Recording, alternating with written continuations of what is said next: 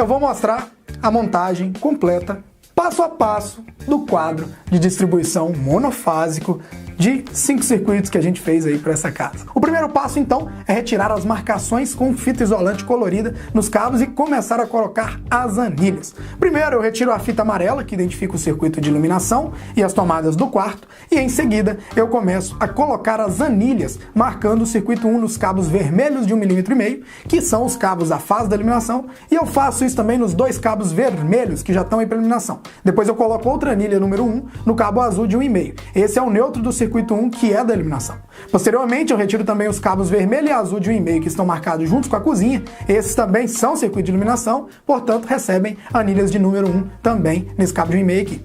Retiro a fita isolante branca, que marca o circuito da sala, e coloco as anilhas de número 2, marcando os cabos azul de neutro, preto de fase e verde de aterramento.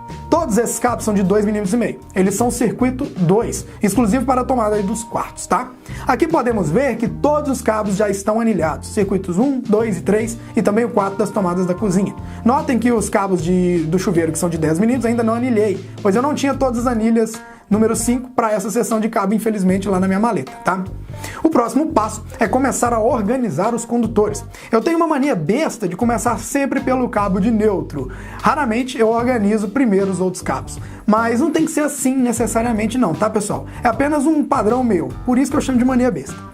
Como o nosso barramento de neutro ficará na parte superior do QDC, eu junto os cabos de neutro, amarro todos com a abraçadeira Repstrap da Schneider, que particularmente eu acho que ainda não inventaram nada melhor para organizar cabos em quadro de distribuição do que essa abraçadeira, né? A economia com ela é gigantesca, afinal você vai cortando apenas os pedaços necessários e aproveita a mesma abraçadeira até no talo mesmo.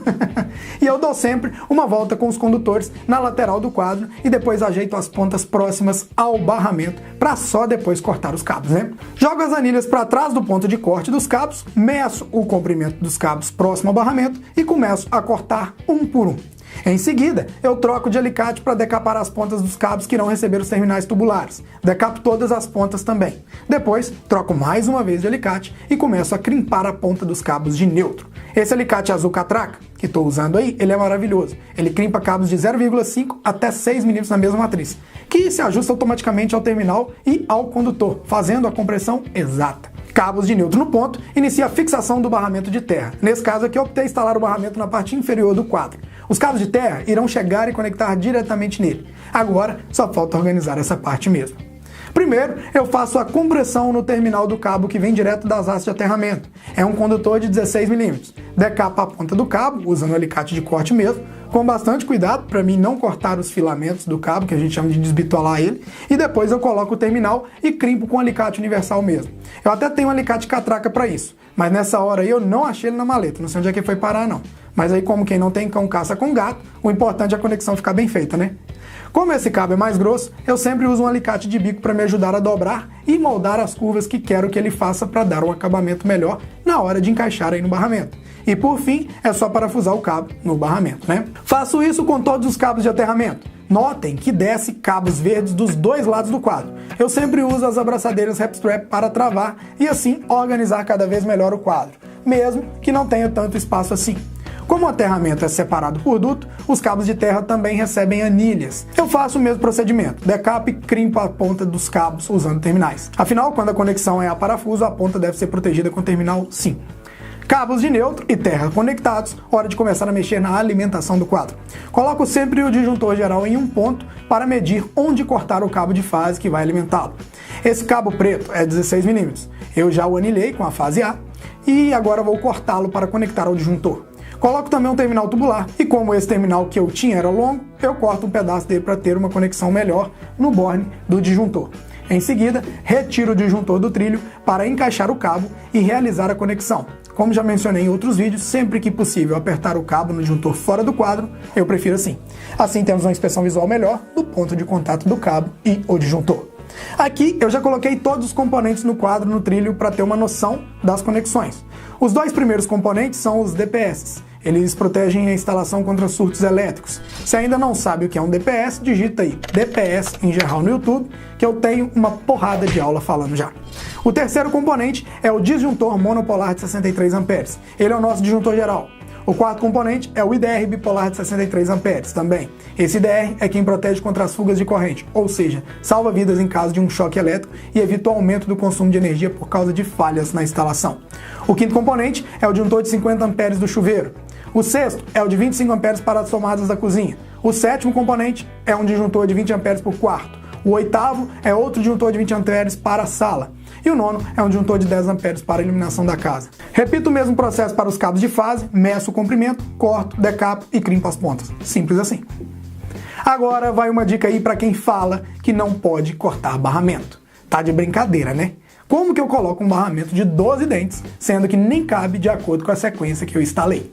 Barramento foi feito para cortar sim, tá? E eu vou precisar de um pedaço de 3 dentes para alimentar do disjuntor geral no DR. Por isso eu tô cortando sim. E eu vou ensinar um macete agora nesse barramento aqui. Tá vendo esse barramento? Pois é, eu preciso pular um desses dentes para jampear a saída do disjuntor geral para o DR. Aí o que eu faço? Eu corto um dos dentes, pois no borne que ele entraria, tem que entrar o condutor de neutro no DR. Isso, gente, não é gambiarra. Isso é um recurso que eu comecei a fazer um tempo atrás e eu considero que dá um bom resultado sim. Agora, para tudo. Como eu nunca vi ninguém fazendo isso antes, eu meio que apelidei essa técnica de barramento banguela. Afinal, falta um dente, né? Notem que eu coloco o barramento banguela na saída do disjuntor geral. Ele pula o borne do neutro do DR e alimenta o borne de fase. Olha que coisa linda. Em seguida, já meço o condutor de neutro da alimentação, corto o cabo e decapo a ponta. Observe outra coisa. Esse cabo aí é Centenax, ou seja, com dupla isolação, proteção de 1 kV. Aí você me pergunta, por que esse cabo é diferente, André? E eu respondo, é porque o infeliz do vendedor não tinha cabo 16mm com isolação comum em PVC e resolveu me mandar essa bagaça mais grossa. Aí, difícil de moldar em um quadro pequeno, como esse quadro aí. Fazer o quê, né? Enfim. A gente coloca um conector genérico, faço as curvas para moldá-lo e encaixo no DPS para neutro. Corto outro pedaço desse bendito cabo Centenax de 16mm, que até é difícil de moldar, para derivar a entrada do DPS diretamente para a entrada do DR, onde colocamos aí o barramento banguela. Usamos sempre conectores genéricos para colocar sobre o barramento, ou para conectar 2 cabos juntos no mesmo borne, como podem ver aí no vídeo. E é assim que ficaram nossas conexões dessa parte de neutro. Primeiro observa mais de perto o recurso que eu fiz usando o barramento com o dente cortado. E também já olha como ficou a conexão na entrada do DPS usando 2 terminais juntos nesse borne. Show demais, né? Mas ainda faltam cortar e crimpar os cabos de fase dos circuitos que serão conectados nos respectivos disjuntores. Alguns circuitos saem por 2 dutos diferentes, por isso será necessário uma conexão de 2 cabos no mesmo disjuntor. Para isso, usamos terminais tubulares duplos na seção nominal do cabo. Nesse caso, eu precisei conectar os cabos com os disjuntores no trilho, pois eu tive um pouco de trabalho para encaixar novamente. Mas deu tudo certo aí no final. Notem que no último disjuntor da iluminação tem 3 cabos vermelhos. Eu usei um terminal duplo para cabos de 2,5 mm para fazer essa conexão. A corrente da iluminação ela é muito baixa, e aí não vai haver problemas em fazer esse tipo de conexão aí não. Os cabos de terra estão devidamente conectados no barramento, neutro também, mas ainda está faltando 2 coisas: aterrar o DPS e proteger as pontas do barramento pente. Pronto, agora sim, ó, usei os protetores isolantes amarelos para os circuitos reserva no futuro do quadro e aterrei os DPS usando os cabos de 4mm. Mas aí você me pergunta, André, pode aterrar DPS com cabo de 4mm? Escuta aí uma explicação gravada direto da obra sobre a montagem desse quadro aí. Nós temos a alimentação elétrica chegando por esse cabo 16mm aqui, desce nesse disjuntor de 63 amperes, esse quadro é um quadro monofásico, sai do disjuntor, volta para o nosso primeiro DPS de fase, vai proteger a nossa fase aqui.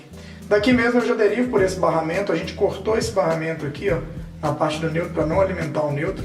Eu já jogo aqui com essa fase e já alimento, ela entra no nosso DR, sai do DR e alimenta todos os circuitos aqui. Aqui eu tenho um circuito para chuveiro, um circuito para tomadas da cozinha, um circuito para tomadas dos quartos, sala e também aqui um circuito de iluminação geral saindo por esses cabos aqui conforme a numeração, tá?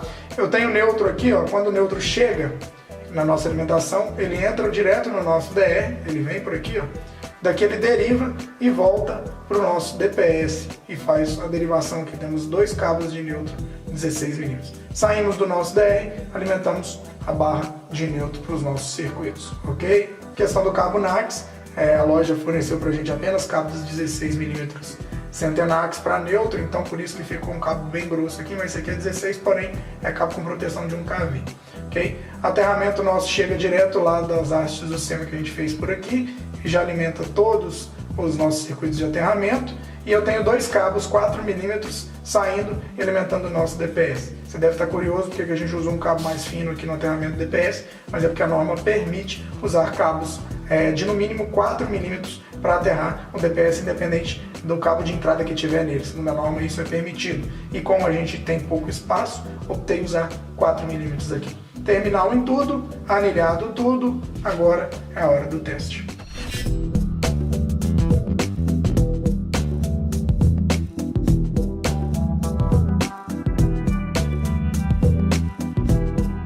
E venha fazer parte da nossa turma de eletricistas profissionais aqui da Engerral. Aqui embaixo ó, tem um quadradinho branco.